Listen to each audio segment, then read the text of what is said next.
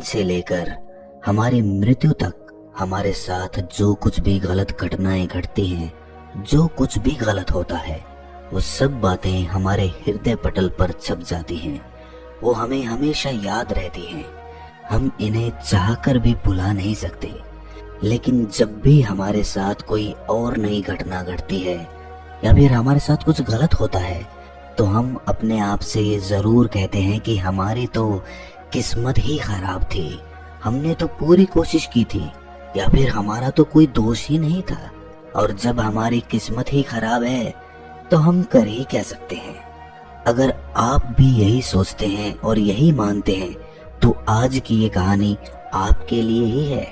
बहुत समय पहले की बात है। किसी नगरी में एक व्यक्ति रहा करता था। वो अपनी किस्मत को लेकर बहुत रोया करता था।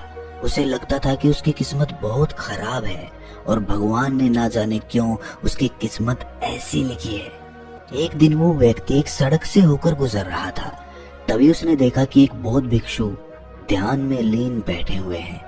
वो उन बौद्ध भिक्षु के पास पहुंच गया और उनसे कहने लगा कि हे गुरुवर, क्या आप मेरी मदद कर सकते हैं? इस पर बौद्ध भिक्षु कहते हैं कि बताओ, तुम्हें क्या समस्या है और तुम यहाँ पर क्यों आए हो? वो व्यक्ति बौद्ध भिक्षु से कहता है कि हे गुरुवर, मैं बहुत दुखी हूँ, बहुत परेशान हूँ। मैं जो कुछ भी करता हूँ सब कुछ उल्टा ही हो जाता है। जो कुछ भी करने की कोशिश करता हूँ वो सब खराब हो जाता है। मेरे हाथों द्वारा किया हुआ हर काम पूरी तरह से बिगड़ जाता है। फिर चाहे मैं उस काम को कितनी भी अच्छी तरह से क्यों ना कर लूं, कितना भी मन लगाकर क्यों ना करूं, लेकिन वो काम कभी भी सफल नहीं हो पाता। मेरी किस्मत मेरा साथ ही नहीं देती है और मैं आज इसीलिए आपके पास आया हूँ। मैंने सुना है कि आप सभी समस्याओं का समाधान कर देते हैं, तो आज आप मेरी समस्या का समाधान कर दीजिए। मेरी इस फूटी किस्मत का कोई उपाय बताइए। मेरी किस्मत इतनी खराब क्यों है? क्या आप मेरे इस फूटी किस्मत का इलाज कर सकते हैं? इसे ठीक कर सकते हैं? वो बौद्ध भिक्षु उस आदमी की सारी बातें ध्यान पूर्वक सुन रहे थे और फिर वो बौद्ध भिक्षु उस व्यक्ति से कहते हैं, फूटी किस्मत, कहाँ है तुम्हारी फूटी किस्मत? और तुम्हें कैसे पता कि तुम्हारी किस्मत फूटी हुई है? इसका जवाब देते हुए वो आदमी बौद्ध भिक्षु से कहता है, अगर मेरे हाथों से कोई काम बन ही नहीं रहा है, मैं जिस काम को भी हाथ लगाता हूँ वो सारा काम बिगड़ जाता है। फिर मैं चाहे कितनी भी मेहनत क्यों ना कर लूं, मैं चाहे कुछ भी कर लूं, मैं किसी भी कार्य में सफल नहीं हो पाता। तो इसका क्या अर्थ हुआ? क्या मेरी किस्मत फूटी हुई नहीं है? जब मैं पैदा हुआ तो मेरे माता पिता गुजर गए। पास के ही एक अनाथ आश्रम ने मुझे गोद ले लिया था। मेरा पालन पोषण वहीं पर हुआ और जब मैं बड़ा हो गया तो मुझे एक लड़की से प्रेम हो गया, लेकिन उस लड़की ने भी मुझे धोखा दे दिया। उस लड़की ने किसी और से विवाह कर लिया। ये सब देखकर मैं पूरी तरह से टूट चुका था। मेरा आत्मविश्वास पूरी तरह से बिखर चुका था। जैसे तैसे मेरे मित्रों ने मुझे संभाला। उन्होंने मुझे समझाया कि मुझे आगे बढ़ना चाहिए, मुझे इन सब चीज़ों को भूल जाना चाहिए। मैंने आगे बढ़ने की कोशिश की। मैंने अपने एक मित्र के साथ मिलकर एक छोटा सा व्यापार शुरू किया, लेकिन यहाँ पर भी मेरी किस्मत ने मेरा साथ नहीं दिया। मैंने जिसके साथ वो व्यापार शुरू किया था, मेरे उस मित्र ने सारा व्यापार मुझसे हड़प लिया और मुझे उस व्यापार से बेदखल कर दिया। मैं एक बार फिर से पूरी तरह से टूट चुका था। मेरे मन में अब केवल एक ही ख्याल था, मेरे इस तरह जीने का क्या अर्थ है? क्या मेरी किस्मत केवल धोखा खाने की है? क्या मुझे जीने का कोई हक नहीं? क्या मुझे खुशियां पाने का कोई हक नहीं? क्या मेरी किस्मत फूटी हुई नहीं है? क्या आप मेरे इस किस्मत को ठीक कर सकते हैं? इस पर वो बौद्ध भिक्षु उस आदमी से कहते हैं कि अच्छा ये बात है, तो बताओ कहाँ है तुम्हारी वो फूटी किस्मत? लाओ मुझे दो, मैं उसे अभी ठीक कर देता हूँ और तुम उसे लेकर फिर चले जाना। इस पर वो व्यक्ति कहता है, हे बंते, आप ये कैसी बातें कर रहे हैं? भला मैं अपनी किस्मत आपको कैसे दे सकता हूँ? किस्मत कोई ऐसी चीज तो है ही नहीं कि मैंने निकाली और आपको दे दी। वो तो दिखाई तक नहीं देती है। क्या आप ये बात समझ पा रहे हैं कि आप क्या कह रहे हैं? इस पर उस बौद्ध भिक्षु ने कहा, जब तुम्हें किस्मत दिखाई ही नहीं देती और ना तुम इसे लेकर के घूम सकते हो, तो फिर तुम्हें कैसे पता कि तुम्हारी किस्मत फूटी हुई है? फिर तुम्हें कैसे पता कि तुम्हारी किस्मत खराब है? इस पर वो व्यक्ति कहता है, हे गुरुवर, मेरे साथ सब कुछ हो चुका है, मेरा सब कुछ बर्बाद हो चुका है, उसके बाद भी आप ये कह रहे हैं कि मेरी किस्मत खराब नहीं है? मेरे साथ कभी भी कुछ भी अच्छा नहीं होता। मैं जो कार्य करने जाता हूँ सब कुछ गड़बड़ हो जाता है। अगर मेरी किस्मत सही होती तो मेरे सारे कार्य सफल होते। मुझे अपने व्यापार में भी धोखा नहीं मिलता। तो क्या आपको ये नहीं लगता कि मेरी किस्मत खराब है? इस पर वो बौद्ध भिक्षु उस आदमी से कहते हैं, बनते, मुझे तो तुम बिल्कुल ही ठीक नजर आते हो। तुम्हारा हाथ पैर पूरा शरीर पूरी तरह से स्वस्थ नजर आ रहा है। तुम अभी भी ठीक हो, चल फिर रहे हो, जीवन जी रहे हो, सांस ले रहे हो, और तुम अभी तक मरे भी नहीं हो। तो फिर तुम्हारी किस्मत कैसे खराब हो सकती है? यदि तुम्हारी किस्मत खराब होती तो तुम बीमार होते, या फिर तुम्हारे शरीर का कोई अंग पूरी तरह से काम नहीं कर रहा होता, या फिर तुम्हारे शरीर का कोई अंग होता ही नहीं, या फिर हो सकता है कि तुम मृत्यु को भी प्राप्त हो जाते। लेकिन जहां तक मैं देख पा रहा हूँ ऐसा तो कुछ भी नहीं है। फिर तुम कैसे कह सकते हो कि तुम्हारी किस्मत खराब है? इस बार वो व्यक्ति झल्लाकर बौद्ध भिक्षु से कहता है, हे गुरुवर, लग रहा है आपको मेरी बात समझ में नहीं आ रही है। मैंने आज तक जो भी कार्य करे हैं, उन सभी कार्यों में जो भी पूंजी मैंने लगाई है, वो सब कुछ डूब चुकी है, नष्ट हो चुकी है। और उसके बाद मैंने जो कर्जा लिया था, उस कर्जे का पहाड़ मेरे ऊपर है। सारे कर्जदार मेरे घर खड़े रहते हैं कर्जा लेने के लिए और मुझे धमकियां देते रहते हैं। उन सभी ने मिलकर मेरा घर मुझसे छीन लिया क्योंकि मैं उनका पैसा उन्हें वापस नहीं लौटा सका। और इतना ही नहीं, वो लोग अभी भी मेरे पीछे पड़े हुए हैं कि मैं उनका पैसा लौटा दूं। लेकिन जिस व्यापार में मैंने वो पैसे लगाए थे, वो व्यापार तो किसी और ने हड़प लिया। और जब मैं अपने उस मित्र से पैसे मांगता हूँ तो वो भी मुझे पैसे देने से इनकार कर देता है। अब बताइए, मैं उनका कर्जा कैसे लौटाऊं? मैं भला कहाँ जाऊं? अब मेरे पास तो कोई घर भी नहीं बचा। तो फिर इन हालातों में मैं ये कैसे कह सकता हूँ कि मेरी किस्मत सही है? इस पर वो बौद्ध भिक्षु उस व्यक्ति से कहते हैं कि अच्छा, ये बात है, इसका मतलब कि समस्या बहुत गंभीर है। तभी वो व्यक्ति कहता है, हाँ बिल्कुल सही, अब आपने बिल्कुल सही समझा है। मैं इस समय बहुत ही दुखी हूँ। मैं अपने जीवन के बहुत बुरे दौर से गुजर रहा हूँ और मेरी हालत अब मेरे काबू में नहीं है। अब आप ही मेरा आखिरी सहारा है। कृपया करके मुझे कोई उपाय बताइए। पर वो बौद्ध भिक्षु उस व्यक्ति से फिर कहता है कि ये तो अच्छी बात है कि तुम जीवित हो और तुम्हारी किस्मत अच्छी है कि तुम अपने इन हालातों का सामना करने के लिए जी रहे हो और तुम अपने इस जीवन की समस्याओं का हल भी कर सकते हो। इस पर वो व्यक्ति दुखी मन से कहता है कि हे गुरुवर, लगता है अभी भी आप मेरी बात समझ नहीं पाए। इस पर वो बौद्ध भिक्षु उस व्यक्ति से कहता है कि नहीं, मैं तुम्हारी बात को अच्छी तरह से समझ चुका हूँ, लेकिन तुम मेरी बातों को नहीं समझ पा रहे हो। इतना कहकर वो बौद्ध भिक्षु उस व्यक्ति का हाथ पकड़कर एक नदी के किनारे ले जाते हैं और उस आदमी से कहते हैं कि बनते, इस नदी को ध्यान से देखो, तुम्हें क्या दिखाई दे रहा है? वो आदमी कहता है कि नदी जोरों से बह रही है, इसका बहाव बहुत तेज है। तब वो बौद्ध भिक्षु उस आदमी से कहते हैं कि यदि मैं किसी पेड़ का एक पत्ता इस नदी में गिरा दूं तो वो किस दिशा में बहता हुआ जाएगा? वो आदमी कहता है कि हे गुरुवर, जिस दिशा में नदी बह रही है ठीक उसी दिशा में वो पत्ता भी चला जाएगा। तब वो बौद्ध भिक्षु उस आदमी से कहते हैं कि बिल्कुल सही कहा है तुमने। अब बताओ मुझे कि इस पत्ते की किस्मत किसके हाथों में है? इस पर वो आदमी कहता है, हे गुरुवर, उस पत्ते की किस्मत इस नदी के हाथों में है। वो जहां चाहे इसे बहा कर ले जा सकती है क्योंकि इसका बहाव बहुत तेज है। तब वो बौद्ध भिक्षु मुस्कुराते हुए उस आदमी से कहते हैं, और मान लो कि वो पत्ता सिर्फ मेरे हाथों में ही है और मैं चाहे उसे नदी में फेंकूं या ना फेंकूं, तो बताओ उस पत्ते की किस्मत क्या होगी? इसका जवाब देते हुए वो आदमी कहता है कि इस हिसाब से तो पत्ते की किस्मत आपके हाथों में हुई। आप चाहे तो उसे नदी में फेंक सकते हैं या फिर आप चाहे तो उस पत्ते को कहीं और भी फेंक सकते हैं।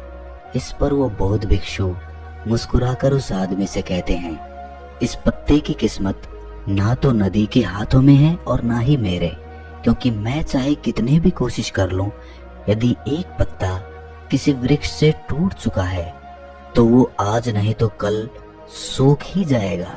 जब तक वो पत्ता किसी पेड़ से जुड़ा हुआ है तब तक उसे भोजन मिल रहा है, ऊर्जा मिल रही है, लेकिन जैसे ही वो पत्ता पेड़ से अलग हो जाता है तो उसे ये सब मिलना बंद हो जाता है। तो अब बताओ उसकी किस्मत अच्छी है या बुरी? तब वो आदमी कहता है कि हे गुरुवर, ऐसे तो उसकी किस्मत बुरी ही है, क्योंकि पेड़ पर रहने पर उसे भोजन और ऊर्जा दोनों ही मिल रहे थे, इस कारण से वो फल फूल रहा था। लेकिन पेड़ से अलग होने के बाद उसे वो भोजन और ऊर्जा प्राप्त नहीं होगी। तभी वो बौद्ध भिक्षु एक डाली से एक पत्ते को तोड़कर कहता है, ये पत्ता मेरे हाथ में है और ये अभी तक सूखा भी नहीं है, इसके अंदर अभी भी ऊर्जा है, भोजन है जिससे वो अभी भी कुछ कर सकता है, इसमें अभी भी जीवन बाकी है। तभी अचानक जोर की हवा चली और उन गुरुवर के हाथों से वो पत्ता उड़कर थोड़ी दूरी पर जा गिरा। इस पर वो बौद्ध भिक्षु उस आदमी से कहते हैं, तुमने देखा, यदि ये पत्ता अभी तक उस पेड़ से जुड़ा हुआ होता तो उतनी दूर उड़कर कभी नहीं जा पाता। आज ये पत्ता पेड़ से अलग होकर पूरी तरह से स्वतंत्र हो चुका है और इसने अभी अभी उड़ने का आनंद भी उठाया है, जो ये पेड़ पर रहकर कभी नहीं कर सकता था। इतना कहते हुए वो बौद्ध भिक्षु उस पत्ते के पास पहुंचे और उस पत्ते को उठाकर नदी में फेंक दिया और उस आदमी से कहा, इसकी किस्मत कैसी है? इस पर वो आदमी उन बौद्ध भिक्षु से कहता है, अब इसकी किस्मत बहुत अच्छी है, क्योंकि ये अब नदी में तैर रहा है, लेकिन अभी भी ये नदी के बहाव के साथ ही बहता हुआ जाएगा, इसे कोई रोक नहीं सकता। इसका जवाब देते हुए बौद्ध भिक्षु कहते हैं, ये पत्ता नदी में तैरने का आनंद जरूर ले रहा है, लेकिन साथ ही साथ ये अपने ऊपर ना जाने कितने ही छोटे छोटे जीव जंतुओं को बचाएगा, उनको जीवन दान देगा और ना जाने कितने ही जीव जंतुओं को ये एक किनारे से दूसरे किनारे तक पहुंचाने में उनकी मदद भी करेगा। इसके बाद वो बौद्ध भिक्षु फिर से उस आदमी से पूछते हैं कि अब बताओ पत्ते की किस्मत कैसी है? तो वो आदमी कहता है कि हे गुरुवर, अब तो इसकी किस्मत बहुत अच्छी है, क्योंकि ये किसी के काम आ रहा है और ये किसी का जीवन भी बचा रहा है, इसीलिए इसकी किस्मत तो बहुत अच्छी हो गई। पर मेरी किस्मत वो कैसे अच्छी होगी? ये तो आपने कुछ बताया ही नहीं। तब वो बौद्ध भिक्षु उस आदमी से कहते हैं कि मान लो कि तुम्हें इस नदी को पार करना है और तुम नदी में उतरते हो, तो पहले तो मुझे ये बताओ कि तुम किस दिशा में अच्छी तरह से तैर सकोगे। इस पर वो आदमी जवाब देते हुए कहता है कि गुरुवर, जिस दिशा में नदी बह रही है उसी दिशा में तैरना आसान होगा और मैं उस दिशा में आसानी से तैरता हुआ चला जाऊंगा। उस आदमी की ये बातें सुनकर बौद्ध भिक्षु कहते हैं, और यदि मान लो कि तुम्हें इस नदी के बहाव के विपरीत दिशा में तैरना हो, तब तुम क्या करोगे? क्या तुम्हारी किस्मत तब भी अच्छी होगी? वो आदमी कहता है कि नहीं गुरुवर, तब तो मुझे और ज्यादा मेहनत करनी पड़ेगी, तब मेरी किस्मत भला अच्छी कैसे हो सकती है? उस आदमी का ये जवाब सुनकर वो बौद्ध भिक्षु उस आदमी से कहते हैं, और यदि मान लो कि तुम्हारे हाथ पैर नहीं है और फिर भी मैं तुम्हें कहूँ कि तुम इस नदी की विपरीत दिशा में तैरकर अपने लक्ष्य तक पहुंचो, तब तुम्हारे मन में क्या ख्याल आएंगे और तुम्हारी किस्मत कैसी होगी? इस पर वो आदमी कहता है कि हे गुरुवर, अगर मेरे हाथ पैर ही नहीं होंगे तो मैं विपरीत दिशा में तैरकर अपने लक्ष्य तक कैसे पहुंचूंगा? अगर मेरे हाथ पैर सही सलामत होंगे तो हो सकता है कि मैं विपरीत दिशा में तैरकर अपने लक्ष्य तक पहुंच जाऊं, भले ही उसमें समय थोड़ा ज्यादा लगे, लेकिन यदि मेरे हाथ पैर ही नहीं होंगे तो भला मैं कैसे पहुंचूंगा? तो ऐसे में मेरी किस्मत तो और ज्यादा बुरी हो गई। तब वो बौद्ध भिक्षु उस आदमी से कहता है कि अब तुम्हें ये समझ में आया कि तुम्हारी किस्मत अभी भी अच्छी है, पहले भी अच्छी थी और आगे भी अच्छी ही रहेगी। बस तुम्हारे अंदर एक छोटी सी तकलीफ ये है कि जो भी समस्या है जो हमारे सामने आ रही है, उन समस्याओं का तुम सामना नहीं करना चाहते हो। लेकिन जिन समस्याओं को तुम पीछे छोड़कर भागने की कोशिश कर रहे हो, वो समस्याएं तुम्हारे साथ ही चल रही हैं। जैसे कि मान लो, यदि इस नदी का बहाव और ज्यादा तेज हो जाए तो तुम्हें इस नदी की विपरीत दिशा में तैरने में कितनी मेहनत करनी पड़ेगी।